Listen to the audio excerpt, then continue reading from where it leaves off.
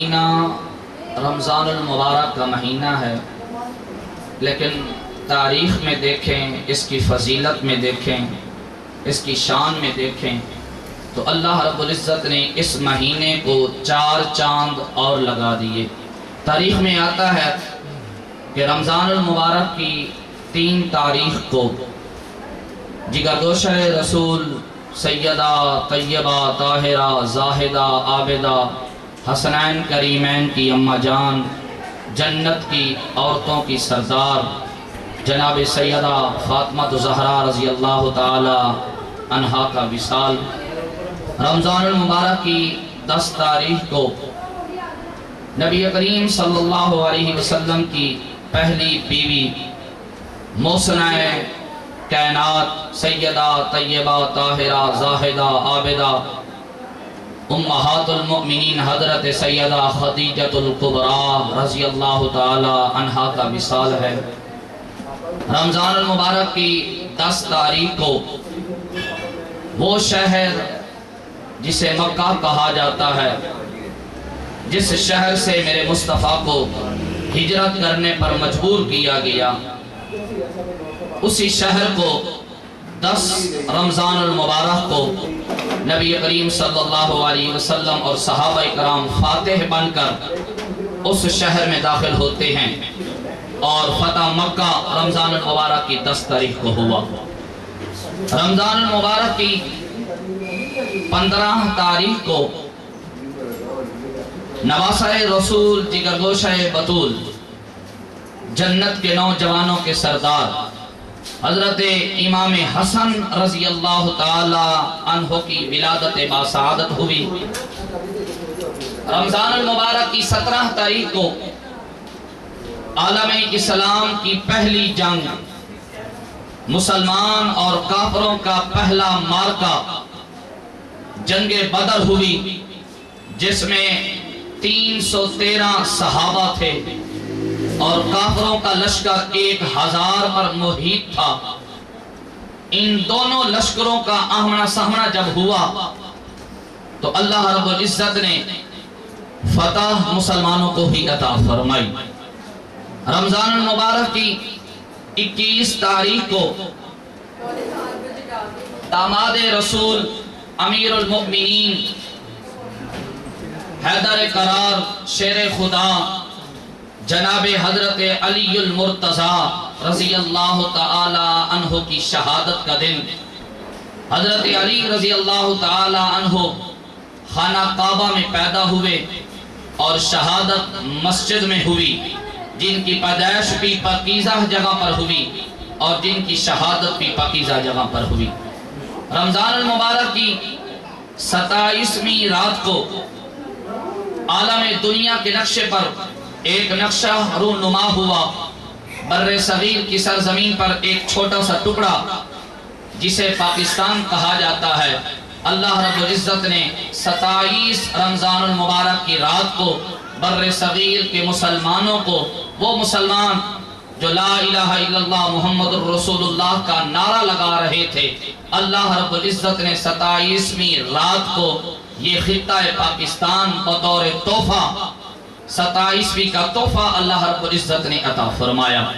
رمضان المبارک میں اللہ رب العزت نے ابراہیم علیہ السلام پر صحیفے نازل فرمائے۔ رمضان المبارک میں انجیل مقدس کتاب نازل ہوئی۔ رمضان المبارک میں تورات نازل ہوئی، اور رمضان المبارک میں ہم سب کے آقا ہے و مولا جناب سرور کائنات صلی اللہ علیہ وسلم پر اللہ رب العزت نے سب سے مقدس دینی اور عدل و انصاف والی اور رمضان المبارک میں نماز تراویح میں پڑھی جانے والی کتاب، جنت میں پڑھی جانے والی کتاب قرآن کریم فرقان حمید کو نازل فرمایا۔ سامعین حضرات، یہ رمضان المبارک جہاں برکتوں والا رحمتوں والا ہے، وہاں اللہ رب العزت اس مہینے کو 4 چاند اور بھی لگا دیئے۔ سامعین محترم، سیدہ طیبہ فاطمہ الزہرا رضی اللہ تعالی عنہ کے حوالے سے ایک بات عرض کروں گا کہ حسنین کریمین ابھی بچپن میں ہیں، بالکل چھوٹے سے بچے ہیں، بیمار پڑ گئے، شدت کا بخار تھا، بچوں پر غشی طاری ہوئی، اور حضرت سیدہ فاطمہ زہرا رضی اللہ تعالی عنہا بڑی ہی پریشان ہوئی۔ آخر ماں تھی، ممتا برداشت نہ کر سکی، دیکھ بھال بہت کرتی رہی، لیکن فاقہ نہیں ہو رہا تھا۔ سیدہ فاطمہ زہرا رضی اللہ تعالی عنہا نے اللہ کی بارگاہ میں منت مانی کہ مولا اگر میرے شہزادوں کو صحت یابی ہوگی تو میں تیرے نام پر 3 روزے رکھوں گی۔ بس منت ماننا ہی تھا، اللہ رب العزت نے شہزادوں کو صحت یابی عطا فرمائی۔ سحری کے وقت سیدہ فاطمہ زہرا رضی اللہ تعالی عنہا نے روزے کا انتظام و اہتمام کے لیے آٹا گوندا، سحری کا انتظام کیا۔ جناب حضرت علی رضی اللہ تعالی عنہ نے فرمایا فاطمہ کیا بات ہے، رمضان مبارک تو ہے نہیں، تو پھر یہ سحری کا انتظام کیسے؟ سیدہ نے جواب دیا کہ اے میرے سر کے تاج، میرے شہزادے بیمار پڑ گئے تھے، منت مانی تھی، اللہ نے میرے بچوں کو صحت یابی عطا فرمائی، میں 3 روزے رکھنے کے لیے سحری کا انتظام کر رہی ہوں۔ حضرت علی رضی اللہ تعالی عنہ نے فرمایا کہ وہ بچے صرف تیرے ہی نہیں، وہ میرے بھی جسم کے ٹکڑے ہیں، لہذا میں بھی روزے رکھوں گا۔ چنانچہ حضرت علی اور سیدہ فاطمہ نے روزہ رکھا، سارا دن بھوک اور پیاس میں گزارا۔ جب افطاری کا وقت آیا، سامان افطاری کا سامنے رکھا تو حضرت علی کا دروازہ کھٹکھٹایا، پوچھا کون؟ جواب آیا میں قیدی ہوں، ابھی رہا ہو کر آ رہا ہوں، اللہ کے نام پر کچھ دیا جائے۔ حضرت علی نے وہ سارا افطاری کا سامان اٹھایا، اس قیدی کو دے دیا، اور آپ پانی پر ہی روزہ افطار کر لیا۔ دوسرے دن پھر سحری کا انتظام ہوا، روزہ رکھا گیا۔ جب دوسرے دن افطاری کا وقت آیا تو پھر دروازہ کھٹکھٹایا گیا، پوچھا کون؟ فرمایا میں یتیم ہوں اور مجھے بھوک لگی ہے، اللہ کے نام پر مجھے کچھ دیا جائے۔ چنانچہ حضرت علی نے وہ ساری افطاری کا سامان اٹھایا اور اس یتیم کو دے دیا۔ تیسرا روزہ پھر رکھا، تیسرے روزے کی افطاری کا وقت آیا تو پھر دروازہ کھٹکھٹایا گیا، پوچھا گیا کون؟ تو جواب آیا میں بھوکا ہوں، مجھے کھانے کی ضرورت ہے۔ چنانچہ حضرت علی رضی اللہ تعالی عنہ نے وہ کھانا اٹھا کر جب دینے لگے تو کیا دیکھتے ہیں، وہ جو سائل تھا اس کی گود میں پہلے ہی 2 دن کا کھانا موجود تھا۔ جو قیدی بن کر آیا، جو یتیم بن کر آیا، اب بھوکا بن کر آیا، جب تیسرے دن کی افطاری جب دینے لگے تو پہلے 2 دن کی افطاری بھی اس کی گود میں ہے۔ تو حضرت علی رضی اللہ تعالیٰ عنہ نے فرمایا بھائی کیا بات ہے، نہ خود کھاتے ہو نہ ہمیں کھانے دیتے ہو۔ تو اس وقت اس سائل نے جواب دیا کہ اے علی میں کھانے سے پاک ہوں، میں جبرائیل ہوں، اللہ کے حکم سے آپ کی آزمائش کے لیے آپ کے دروازے پر کبھی قیدی بن کر آتا رہا، کبھی یتیم بن کر آتا رہا اور کبھی بھوکا بن کر آتا رہا۔ اللہ رب العزت آپ کے گھر کی ثقافت دکھانا چاہتا تھا کہ یہ وہ گھرانہ ہے، یہ وہ ہستی ہے، یہ نبی کی وہ آل ہے۔ اگر قیدی آئے تو قیدی بھی خالی ہاتھ نہیں جاتا، یتیم آئے یتیم بھی خالی ہاتھ نہیں جاتا، اگر کوئی بھوکا آ جائے تو بھوکا بھی خالی ہاتھ نہیں جاتا۔ سامعین محترم، ہمیں بھی یہی کرنا چاہیے۔ ہم بھی سرکار کی امت میں سے ہیں، ہم بھی مسلمان ہیں، ہم بھی ان کے نام لیوا ہیں۔ رمضان المبارک ہمیں یہ درس دیتا ہے کہ ان لوگوں کو اپنے ساتھ ملائیں جو سارا سال ہی بھوک میں گزار رہے ہیں، جو سارا سال ہی یتیمی کی حالت میں گزار رہے ہیں، جو سارا سال ہی بے کس بے یار و مددگار میں گزار رہے ہیں۔